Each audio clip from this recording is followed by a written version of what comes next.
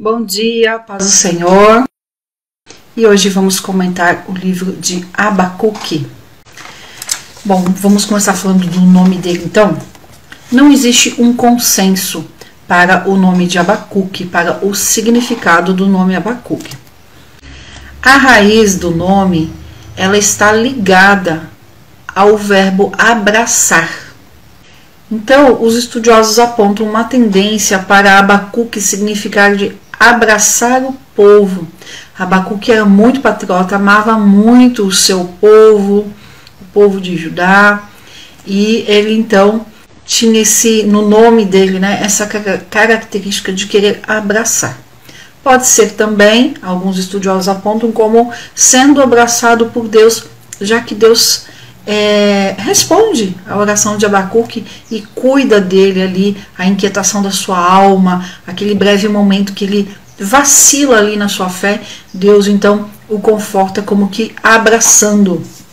Então tem essa tendência de ligar o nome de Abacuque ao abraço. E quando eu falo raiz, é um jogo de letras que no hebraico isso é muito comum.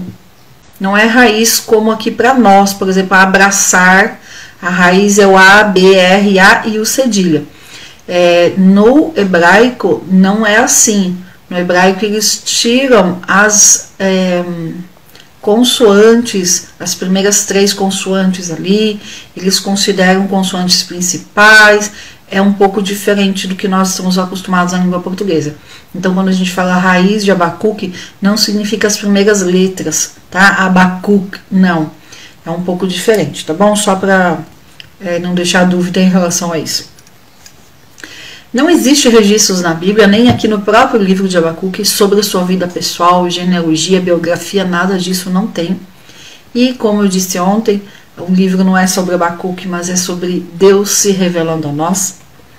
Então isso acaba ficando um pouco em segundo plano, já que não tem registros dele. O capítulo 13 especificamente, ele é escrito em forma de cântico, em forma de louvor.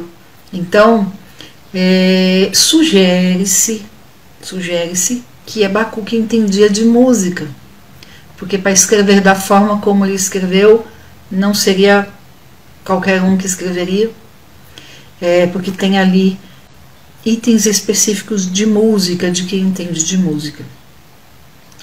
O livro, ele é um diálogo, é escrito em forma de diálogo, e é um diálogo de uma oração, então é uma conversa íntima com Deus.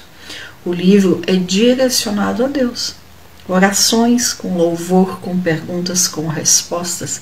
Então é uma conversa íntima, onde o profeta questiona Deus, fala com Deus e Deus o responde. E isso é maravilhoso. E aí ele fala do que ele está sentindo, as suas inquietações, suas dúvidas, seu breve vacilo ali, duvidando de algo com Deus. E o sentido inicial de Abacuque é que ele não acredita que o juízo de Deus está chegando do jeito que está chegando. Ele não acredita. E quando ele vê que o juízo realmente está chegando, que Deus vai cumprir aquilo que tantos profetas haviam profetizado e que Deus vai cumprir aquilo que Deus mesmo fala com Abacuque, ele fica então perplexo, ele fica sem entender o agir de Deus. E aí nós vamos resumir então tudo isso em algumas perguntinhas, Quem escreveu Abacuque? O próprio Abacuque. Há uma divergência em relação às datas, de quando ele deve ter escrito. Entende-se que ele escreveu depois da morte de Josias. Então, Josias morreu ali em 609, mais ou menos. Entende-se que Abacuque então escreveu o livro entre 608 e 598, em algum período desse. Mas tem estudiosos que falam que Abacuque escreveu o livro durante a vida de Josias, e aí joga isso lá para 620 e pouco. Por quê que há estudiosos que defendem isso? Porque Abacuque não cita Jeremias, não cita nenhuma profecia de Jeremias. Então eles dizem, olha, ele estava lá no mesmo lugar, na mesma época, mas não cita Jeremias. Então, ele escreveu Abacuque antes de Jeremias começar a escrever o livro de Jeremias. E tem lógica, né? Então, vamos aumentar então um pouquinho. Então, ele pode ter sido escrito entre 625, 626 até 590. Em algum período nesse tempo, Abacuque escreveu. Agora sim, algo que nós devemos pensar. Ele era contemporâneo de Jeremias, ou seja, ele viveu na mesma época, na mesma região, mas pode não ter convivido com Jeremias. A gente não sabe se Abacuque já era velho e morreu, não sabe se ele foi levado cativo, não tem informação disso na Bíblia. Então, ele pode muito bem. Jeremias, nós sabemos que ele escreveu exatamente enquanto estava lá em Jerusalém. Agora, Abacuque não tem um lugar exato de onde ele escreveu. Então, só fala que é Judá. E Judá era uma região muito grande. Então, pode ser que eles tenham até escrito na mesma época, conviveram, estavam vivos na mesma região, na mesma época, mas pode não ter convivido. Jeremias ter ficado lá em Jerusalém e Abacuque em qualquer outro lugar de Judá, tá? Então eles podem sim ter convivido ter vivido na mesma época, mas não ter convivido, certo? Então só pra gente assim, né, porque muitas vezes a gente escuta que dois profetas conviveram, estiveram vivos na mesma época, e a gente pergunta, mas eles se conheceram? Será que eles conviveram? Então, sobre Abacuque especificamente não existe informação nenhuma, e por ele não citar Jeremias, então entende-se que eles não conviveram, tá? Mas ele pode ter convivido depois. Se ele escreveu antes de Jeremias começar a escrever o livro, eles podem ter convivido depois. Agora, Jeremias também não cita Abacuque. É mais provável que tenha sido no mesmo período, mas em lugares diferentes dentro da mesma região chamada Reino do Sul. Ok? Tema. Vamos para o tema de Abacuque. A natureza de Deus é o principal tema. E aí nós precisamos falar, né? O que ele destaca aqui de atributos de Deus? Mas quais os atributos que a gente vê aqui de Deus no livro de Abacuque? Então, Deus é santo, Deus é justo, Deus é fiel. Então é sobre a natureza de Deus. Quando a gente fala de características de uma pessoa, né? Então, por exemplo, as minhas características, as suas características, a gente inclui coisas boas e coisas ruins, certo? Em características, vai falar da minha natureza, do que eu sou, ou do como eu sou, e vai incluir tudo. Porque eu sou humana, limitada, falha, com natureza pecaminosa. Então, vai falar de, né, dependendo da linha de estudioso que a gente segue, pode ser que seja pontos fracos, pontos fortes, pontos negativos e pontos negativos, qualidades e coisas a melhorar, né? Não importa aí qual a palavra que se use, mas significando que tem coisas boas e que tem coisas não tão boas, tá? Então, quando a gente fala de características, a gente tá falando de positivo e negativo. Só que Deus não tem nada negativo. Deus não tem nada a melhorar. Deus não tem pontos fracos. Então, a gente não pode usar a palavra características para Deus. Então, a gente usa uma outra palavra. Que essa outra palavra, se você olhar no dicionário, você vai ver que não tem nada de negativo nela. Então, quando a gente usa a palavra atributos, a gente se refere a Deus, porque na palavra atributos não tem incluído nada de negativo, nada de falho, nada de melhorar, nada que precisa ser trabalhado, nada disso. Então, atributos é sempre tudo de bom. Atributos está incluso, né, como sinônimo, são só qualidades, são só coisas boas, é perfeição, tá? Então a gente não usa atributos para o ser humano, porque o ser humano tem muito a melhorar, e a gente não usa características para Deus, a gente usa a palavra atributos, tá bom? E dentro de atributos de Deus, nós temos duas partes, né, aí se divide em duas. Uma parte que é chamada de incomunicável ou não compartilhável, não refletida, que são atributos que pertencem somente a Deus. E aí quando fala Deus é Trindade. Então o que pertence só a Deus, que ele não compartilha com a gente ou não comunica com a gente e a gente também não reflete. Por exemplo, onipresença, onisciência e onipotência. São 3 atributos de Deus, por exemplo, que ele não compartilha com a gente, não comunica com a gente, não divide com a gente. Isso pertence à Trindade.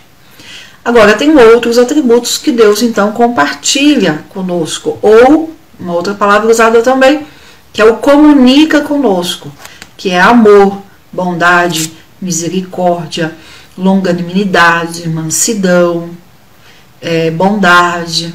Todas essas outras características, então, Deus comunica conosco. Isso significa o quê? Que nós, quando andamos com Deus e diante de Deus, nós vamos refletir também esses atributos de Deus na nossa vida.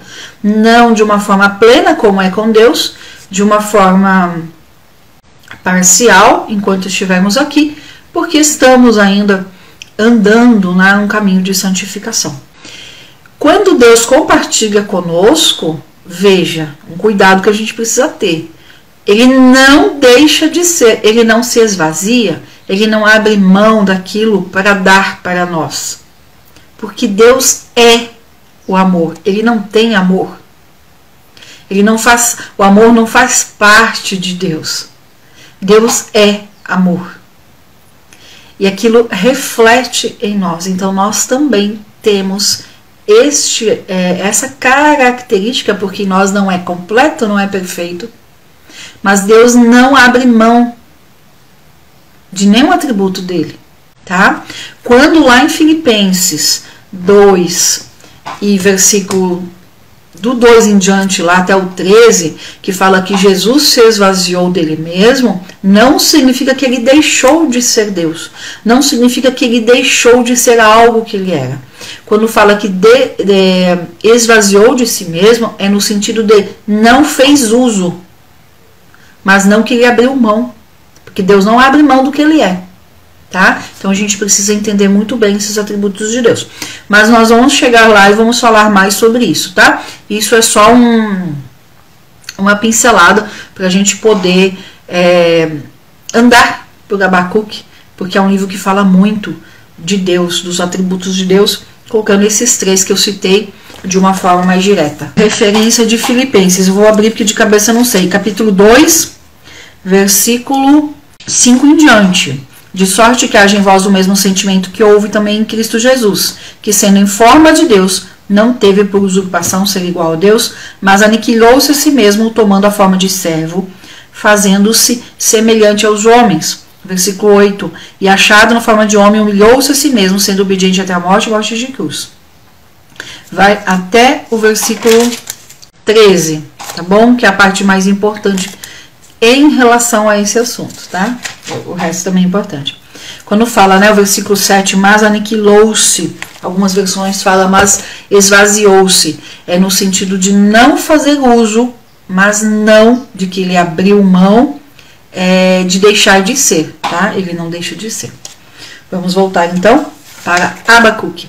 Bom, o livro de Abacuque é tão importante que ele influencia Paulo. Quando nós formos ler as epístolas de Paulo, nós vamos ver Paulo falando da justiça de Deus através de Jesus. E para entender melhor a justiça de Deus, Paulo vem e lê Abacuque. E Abacuque influencia Paulo nesse entendimento da justiça. Vamos então avançar. E aí eu fiz uma pergunta: para quem que Abacuque escreveu o livro de Abacuque? Se a gente entender isso, já avança muito. Veja, Jeremias escreveu para Judá. Sempre tem assim muito nítido para quem que escreve. Abacuque não está nítido. Por quê? Porque na verdade ele não escreve para ninguém específico. Ele relata a conversa dele com Deus, a oração dele com Deus. É óbvio que vai ter um momento em que Deus fala, escreve e coloca no lugar visível para quem estiver passando, enxergue. Então entende-se que era para ajudar. Mas A conversa de Abacuque fica registrada principalmente para quem vem depois. Ou seja, chega até nós como uma oração, mostrando que é justamente com Deus que nós devemos relatar e falar e contar as nossas dúvidas, as nossas inquietações, os nossos questionamentos. Abacuque se encontra um pouco vacilante na fé. O que é vacilante na fé? Não está tão firme quanto deveria estar. Ele olha para as coisas ao redor e fica em dúvida. E o que a gente aprende com Paulo lá? Que a fé vem pelo ouvir, e ouvir o quê? A palavra de Deus. Então Abacuque ali, vacilando na fé, ele precisa fazer o quê? Ele precisa ouvir Deus. E Deus vem e responde. E isso é maravilhoso. Deus responde a Abacuque. Então, o público de Abacuque, embora algumas partes seja com Judá, mas é principalmente que chegue até nós, que fale ao longo do tempo. E é um livro que nós vamos ver que cabe muito para nós hoje. Vamos lá então, Abacuque 1, ele não acredita que o juízo de Deus realmente viria. E aí Deus fala que vem sim, e ele fica perplexo, ele fica atônito. E é quando ele vacila aí na sua fé. Porque Abacuque tinha uma visão como nós temos muitas vezes. A gente fala assim, por exemplo, agora a gente olha para o Afeganistão e a gente questiona. Pode ser que a gente não conte esses questionamentos para ninguém, mas a gente questiona, poxa vida, por que Deus não vai lá e põe o dedo e interfere naquele sofrimento? Por que Deus não faz isso? Então, tem motivo, tem história envolvida e a gente precisa entender. E aqui Abacuque é na mesma situação. Eu falei que é um livro muito atual, porque é a mesma situação. E ele questiona Deus, por que você não interfere no que está acontecendo em Judá? Nós temos essa mesma visão de Abacuque. Abacuque no início do livro, né? Nós achamos que Deus deve agir em todo e qualquer mal. Nós vemos um pai matando os filhos e a gente fala, por que Deus não põe o dedo nesse pai? Só que não é assim. Porque nós temos essa ideia de que Deus deve interferir em cada mal, em qualquer mal, porque nós temos uma visão limitada da justiça de Deus. Então, se a gente quer entender melhor a justiça de Deus e até entender por que Deus não está interferindo agora de uma forma direta, por exemplo, no Afeganistão, nós precisamos ir para a Bíblia. Porque na Bíblia nós vamos entender um pouco mais sobre a justiça de Deus. E Deus dá algumas nuances da sua justiça aqui em Abacuque. E Paulo desenvolve, então, a doutrina em cima disso, tentando explicar para nós sobre a justiça de Deus, baseado aqui em Abacuque. O profeta começa reclamando, do versículo 1 ao 4, é a primeira reclamação de Abacuque. Do 5 ao 11 é a primeira resposta de Deus. Só que Deus, ele não responde exatamente o que Abacuque questiona. Na verdade, Deus fala, o juízo está vindo sobre a nação pagã.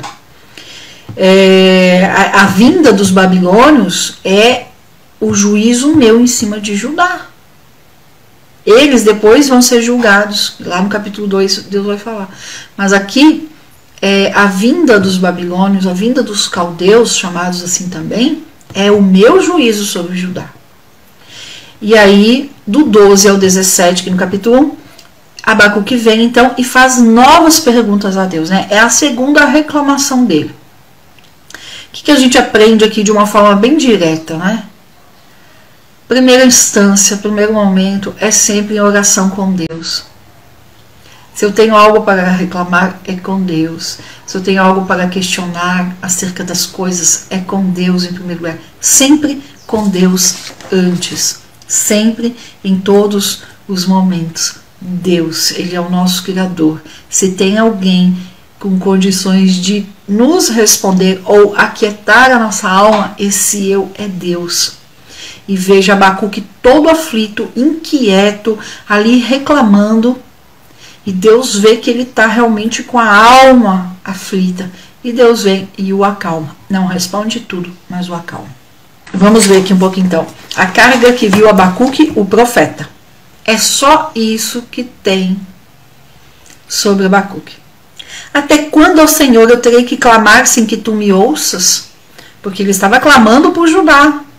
Lembrem, depois que Josias morreu, ali teve aquele período que Deus fala que vai trazer fome, vai trazer pestilência, né, o juízo de Deus. Nós lemos isso em Jeremias.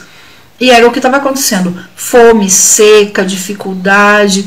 E aí Abacuque fala, o povo está sofrendo. Deus, quando é que você vai responder? Até quando, ó Senhor, eu terei que clamar?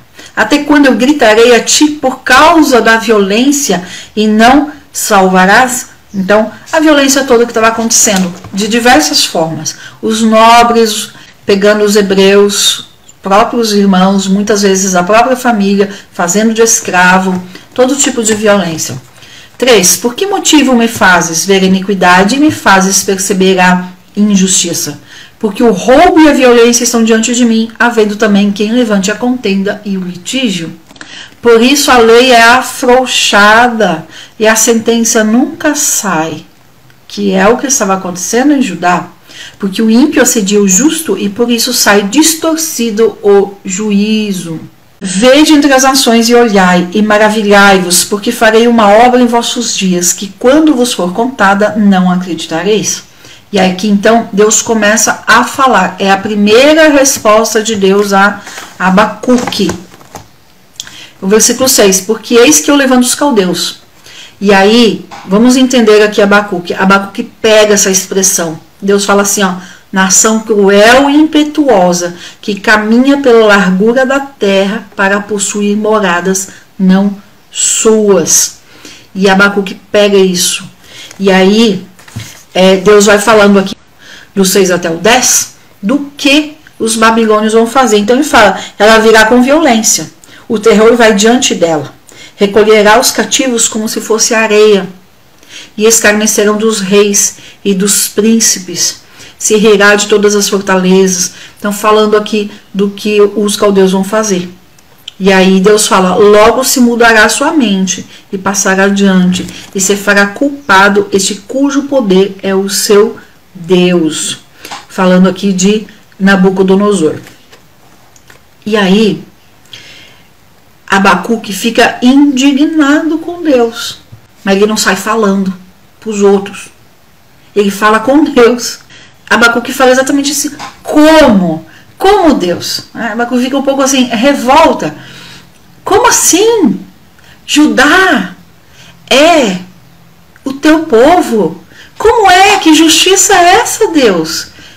Abacuque questiona, que justiça é essa? Que você, Deus, pega uma nação pior que Judá, mais perversa que Judá, mais pagã, mais ímpia, e vem trazer juízo para Judá? Ele não entende. E é exatamente a visão que nós temos. De não... que nós achamos assim, tudo bem, você pode me corrigir, porque você é melhor que eu. Mas se vem uma pessoa que a gente acha que não é melhor que nós, que é igual ou menos, a gente não aceita. É exatamente o que Abacuque está sentindo nesse momento.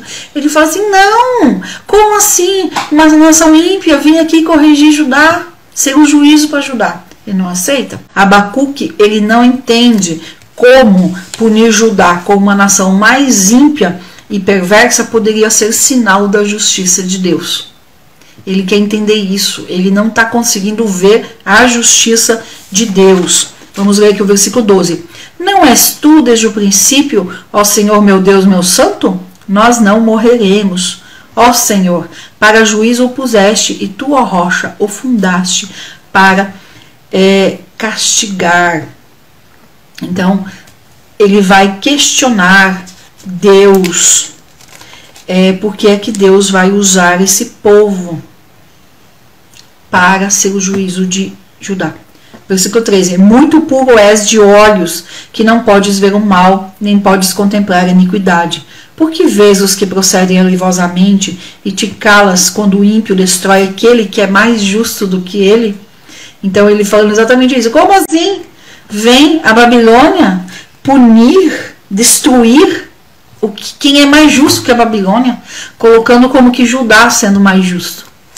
E aí é uma coisa assim, pecado diante de Deus é pecado.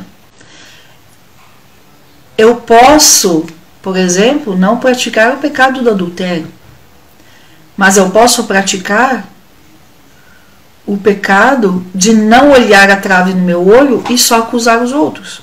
Eu posso praticar o pecado da fofoca gospel, né? Como que é a fofoca gospel? É um pecado. Provérbios condena isso. O que é a fofoca gospel, né? É eu virar e pedir, ora pela fulana de tal, e contar o motivo. Ora por ela porque isso. Isso não é pedido de oração, isso é fofoca, tá? Então nós precisamos cuidar, porque diante de Deus é pecado. Então Abacuque, ele estava o quê? Ele estava indignado com Deus, né? Ele estava precisando desabafar ali. Então essa é uma oração de desabafo com ele. Veja o versículo 17: esvaziará por isso a sua rede e não deixará de aniquilar as nações continuamente. Então neste momento ele começa ali na própria oração, ele começa a perceber que Deus é o autor de tudo e Deus continua no controle de todas as coisas. Então é assim, para que serve a oração se Deus já sabe o que eu vou orar? A oração serve em primeiro lugar para mudar meu coração. Quando eu começo a falar, eu coloco para fora tudo que está aqui dentro. E nesse colocar para fora, Deus vai trabalhando em primeiro lugar no nosso coração. E aí, desta forma, então, com esta indignação de Abacuque, nós vamos para o capítulo 2, tá? Entendendo, então, que no capítulo 1, Abacuque esvaziou seu coração, colocou diante de Deus a sua indignação, as suas dúvidas, e ele dá uma balançada ali e fala, não, peraí, que Deus é esse que vê o mal e não interfere, que é justamente o que a gente se questiona. E aí, deste jeito, nós vamos para o capítulo 2. Então, no capítulo 2, nós vamos ver a grande resposta de Deus para Abacuque. Essa resposta de Deus não é uma resposta, eu até mudaria a palavra resposta de Deus para a fala de Deus para Abacuque. Mas é no sentido de resposta, no diálogo, né? Um fala, daí quando esse termina de falar, o outro fala. Então é exatamente nesse diálogo. Abacuque falou, esvaziou seu coração, colocou todas as inquietações aí. No versículo 17, ele falando, ele já percebe, né? Deus está no controle. Deus vai punir Judá, mas Deus também, e não deixará de aniquilar as nações continuamente, ou seja, Deus vai tratar com Judá, mas vai também tratar com as outras. Oh, Deus está no controle, Deus é o Criador, Deus cuida de todos. Olha só, a resposta de Deus, então, ela não é no sentido de esclarecer tudo o que Abacuque pergunta, mas é no sentido de aquietar a alma do profeta, que estava ali inquieta por demais. E aí preste atenção no versículo 1. O versículo 1 é assim. O versículo 1 é terrível, porque ele nos fala de posicionamento. Então, nesse capítulo 2, Deus vai mostrar para Abacuque que a dor é fruto do pecado e da inconsequência do povo. Vou até ler o que eu escrevi aqui de manhã, e aí depois vamos ler o versículo 1. Não deixe o seu coração endurecer. Quando é que o nosso coração endurece? Quando a gente tira os olhos de Deus e começa a olhar demais ao redor. Quando a gente olha demais as coisas. Não saia da posição, não se rebele contra Deus e espere, porque Deus é soberano, Ele sabe o que está fazendo. Não sofra por antecipação. Vamos no versículo 1. Sobre a minha guarda estarei, e sobre a fortaleza me apresentarei e vigiarei. Aqui é Abacuque falando. Para ver o que fala comigo e o que responderei quando eu for arguido. Veja, é Abacuque falando de posição. Ele fala assim, olha, eu ficarei aqui na torre de vigia. Eu vou ficar aqui para ver o que Deus vai falar comigo e o que eu responderei quando ele falar comigo. É isso que está falando o versículo 1. E o versículo 1 fala do quê? De posição. Muitas vezes a gente ora, muitas vezes a gente olha, muitas vezes a gente está indignado, a gente está com questionamento, mas a gente não para se posicionar, para ouvir Deus falar. E nós precisamos nos posicionar, nós precisamos ficar na posição que Deus quer que nós estejamos. Como é que eu vou ouvir Deus falar se eu fico falando da minha indignação para todo mundo, se eu fico envolvida com tantas outras coisas e eu não paro para ouvir? Tem vezes que a gente se enche de tantas coisas para fazer e não tira um tempo para silenciar e ouvir Deus falar. E aqui o profeta fala exatamente isso, de ficar na posição. Então não saia da posição que Deus te colocou, não saia da posição que Deus quer que você esteja, não saia da posição para se envolver com outras coisas, não saia enquanto Deus não responder, não saia enquanto Deus não der uma direção. Então Abacuque, ele se posiciona para ouvir Deus falar. E ele estando nessa posição de vigia. Como é que vigia fica, gente? Vigia fica em pé, atento, observando. Não sabe de onde vem a fala de Deus. E aí, quando ele fica nessa posição, olha o versículo 2. E o Senhor então me respondeu e disse: escreve a visão e faça bem legível sobre pranchas de tábuas, para que quem passe correndo a possa ler.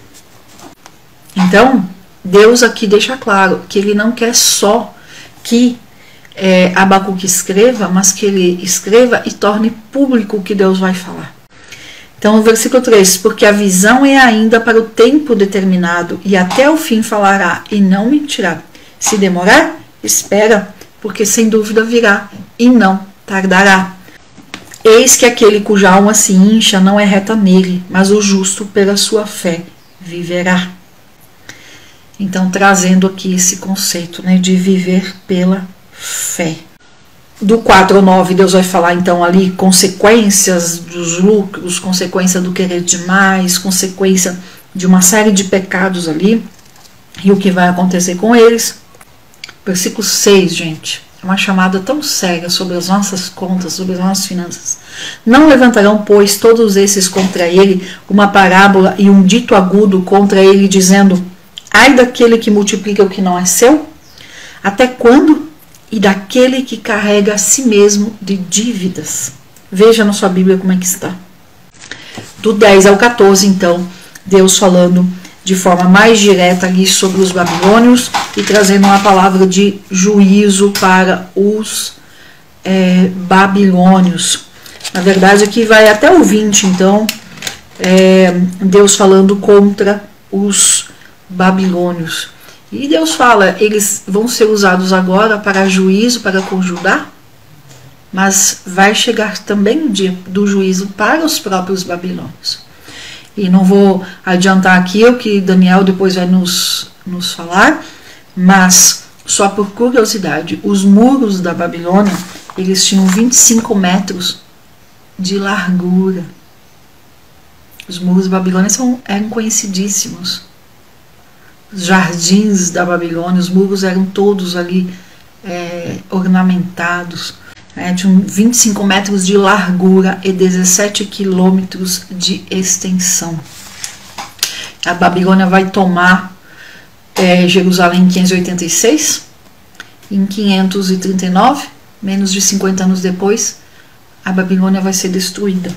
Então, o juízo de Deus, ele vem. E é o que Deus fala aqui no capítulo 2. Então, a mensagem principal do 2 é: se posicione. Versículo 1. Fique na posição para ouvir Deus. Não saia da posição. Não deixe seu coração endurecer. Não se rebele. Espere. Deus é soberano. Ele sabe o que está fazendo. Então, Deus vem aqui no 2 e fala para Abacuque: olha, eu sei o que eu estou fazendo. Porque no 1, Abacuque questionou: como assim? Uma nação pagã e ímpia, pior do que Judá, vem de juízo para Judá. Aí no 2 Deus fala: eles vêm como juízo para Judá, mas depois eles também vão receber o juízo. Ou seja, nós não vemos lá na frente, mas Deus vê, Ele sabe o que está fazendo. Não vamos sofrer por antecipação. E aí vamos para o famoso capítulo 3. Capítulo 3, ele é importante e ele tem uma mensagem aqui muito bonita, como eu disse no início. É um cântico, né, de Abacuque para Deus, e dá até a entender que Abacuque entende de música ali, para poder escrever esse capítulo 3. A oração do profeta Abacuque sob a forma de canto. Então, veja na sua Bíblia como está. Se estiver sigionote ali é o plural, tá? Para uma palavrinha que significa o quê? Clamar em alta voz. Então é um cântico, e esse capítulo 3 é um cântico mais agitado, não é daquela forma que eu tenho colocado lá no Telegram, no Salmo, sendo cantados em hebraico, por exemplo, não. É um cântico mais agitado, que vem partes com clamor, partes mais tranquilas de louvor a Deus, e outras partes de gratidão. Então é um tipo de cântico específico lá de Judá, lá de Israel, tá? Que mistura o clamor com louvor e gratidão. E o capítulo 13 é exatamente isso. Ó Senhor, ouvi a tua palavra e temi. Aviva, ó Senhor, a tua obra no meio dos anos. No meio dos anos torna-a conhecida. Em tua ira lembra-te da misericórdia. Deus virá de Temã e o santo do monte de Parã. Selá, a sua glória cobriu os céus e a terra se encheu de seu louvor. Esse selá é uma pausa, é para parar e pensar. Então ele faz esse clamor inicial, tem essa pausa, e aí ele continua então e muda o tom, aí vai para o louvor. A sua glória cobriu os céus e a terra se encheu do seu louvor. E o seu resplendor era como a luz. Raios brilhantes saíram da sua mão, e ali estava o esconderijo do seu poder. Ele vai falando do 1 ao 15, então, essa oração que começa com clamor e vira depois um louvor a Deus, né? Esse louvor, falando do que Deus fez. 6, levantou-se e mediu a terra, fez tremer as nações. Então tudo o agir de Deus, mostrando o agir de Deus e mostrando Deus está no controle das coisas. Deus age como quer, quando quer. Aí vai falando tudo o que Deus tem, o seu poderio da sua criação. O sol e a lua, versículo 11, pararam nas suas moradas, à luz das suas flechas andaram, e o resplendor de sua refulgente lança. Com ira marchaste pela terra, com furor trilhaste as nações. Saíste para socorrer o teu povo, para socorrer o teu ungido, versículo 3. Tu feriste a cabeça da casa do ímpio, descobrindo o alicerce até o pescoço. Então veja, ele entende. Nessa oração do 3, ele está já com o coração tranquilo. Então nos mostra o quê? Que no 1, ele estava ali indignado, com dúvida, questionando o agir de Deus, questionando como pode Deus usar uma nação para vir trazer juízo para ajudar. No 2, ele se posiciona, apesar de todas as suas dúvidas, ele fica na posição e espera Deus falar. Deus vem e fala, e na fala de Deus ali, então Abacuque se aquieta e entende o agir de Deus. Então aqui nessa oração do 1 ao 15, ele clama a Deus, começa clamando mesmo: ó Senhor, ouvi a tua palavra, temi, aviva o Senhor. Então ele começa clamando e ali ele então se acalma, passa a louvar a Deus. Veja, o juízo não acabou, na verdade o juízo a tomar de Jerusalém nem aconteceu aqui em Abacuque, mas ele já se acalma, porque ele reconhece e ele confia nesse Deus fiel, que fala: eu estou usando o ímpio para corrigir o meu povo, Deus corrige aquele que ama. E aí Abacuque então entende tudo isso. E o versículo, né? Saíste para socorrer o teu povo. Então ele vê que realmente o que Deus está fazendo é para que Judá não se perca de forma definitiva. Deus traz um juízo para Judá, para corrigir, para trazer Judá de volta para perto de Deus. Ele vai falando isso então. Tu abriste com os seus próprios cajados as cabeças dos seus guerreiros. O versículo 14. 15. Caminhaste no mar com os teus cavalos sobre a massa das grandes águas. E aí depois de louvar a Deus, Abacuque então tem a sua fé restabelecida, fortalecida, entende que o justo viverá pela fé. Entende? Ele entende a justiça de Deus. E aí ele fala aqui no 16, ouvindo-te eu, comoveram-se as minhas entranhas. Então, né, tem esse trabalhar aqui no interior. A sua voz tremeram os meus lábios, podridão entrou nos meus ossos e dentro de mim estremeci. Descanse eu no dia da angústia, quando ele vier contra o povo que nos acomete. Então ele entende a justiça de Deus, ele vê que agora Babilônia nos acomete, nos ataca, mas Deus virá contra esse povo. Vai chegar o momento dessa justiça. E aí ele ali, né, depois de passar por toda essa inquietação, essa aflição, essas dúvidas, depois de tudo, aí ele louva a Deus aqui no 3, e aí ele fala, porquanto, ainda que a figueira não floresça, nem nas videiras haja frutos, embora falte o produto da oliveira e os campos lavrados não produzam mantimento, e as ovelhas da malhada sejam arrebatadas, e não haja vaca nos currais, contudo eu me alegrarei no Senhor, e exultarei no Deus da minha salvação. Deus, o Senhor, é minha força, e fará os meus pés como os das cervas, e me fará andar sobre as minhas alturas. Vou voltar um pouquinho na história aqui para a gente entender o poder desse versículo 17. Então Abacuque estava ali num tempo em Judá onde Deus já havia permitido seca, fome, pestilência, tudo isso estava acontecendo. Lembram que quando a gente estava falando de Jeremias eu falei, né, que a Babilônia então ela não entrou de uma vez, né? Ela começou a atacar, pequenos ataques, começou a cercar e o povo começou a sofrer. Veio seca, então mesmo que plantasse, não tinha fruto, não crescia. E veja, né, por quanto ainda que a figueira não floresça. Por quê? Por conta de seca, por conta do que eles estavam passando. Podia até plantar, mas não ia nascer, porque era seca. Nem haja fruto na vide. O produto da oliveira minta. O que é isso? O produto da oliveira minta. Pode ser que não floresça, mas sabemos, né, que a flor na árvore frutífera, ela vem antes da flor para depois vir um fruto. Então pode ser que venha a flor. Eu olho para aquela oliveira e vejo ali cheia de frutos. A aparência bonita. E aí quando eu pego aquele fruto, não tem nada. É um fruto vazio. É um fruto que está só com aparência. Então, ainda que a oliveira minta, é nesse sentido. É de estar florido, ou então de estar cheio de fruto, mas dentro do fruto vazio.